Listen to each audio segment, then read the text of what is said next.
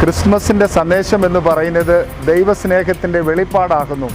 പിതാവായി ദൈവം മനുഷ്യനായി ഈ ഭൂമിയിൽ അവതരിച്ചു എന്നുള്ളതാണ്. യോഹന്നാൻ എഴുതിയ സുവിശേഷം 3-ാം അധ്യായം 16-ാം വാക്യത്തിൽ അത് ഈ ദൈവ സ്നേഹത്തിൻ്റെ വെളിപ്പാടായി നമുക്ക് മനസ്സിലാക്കുവാനായിട്ട് കഴിയുന്നു. ഇന്നത്തെ സാമൂഹിക രാഷ്ട്രീയമായിട്ടുള്ള പശ്ചാത്തലത്തിൽ വ്യക്തി ജീവിതത്തിലും കുടുംബജീവിതത്തിലും സമൂഹത്തിലും ആ സ്നേഹം നഷ്ടപ്പെട്ടുകൊണ്ടിരിക്കുന്നു. ഈ ക്രിസ്മസ് കാലയളവിൽ ആ നഷ്ടപ്പെട്ടുകൊണ്ടിരിക്കുന്ന സ്നേഹത്തെ പുനർജീവിപ്പിക്കുവാൻ തക്കവണ്ണം, പുനർസ്ഥാപിക്കുവാൻ തക്കവണ്ണം നമുക്ക് കഴിയുന്നുവെങ്കിൽ ക്രിസ്മസിൻ്റെ എല്ലാ ആഘോഷങ്ങളും അർത്ഥപൂർണമായി തീരും.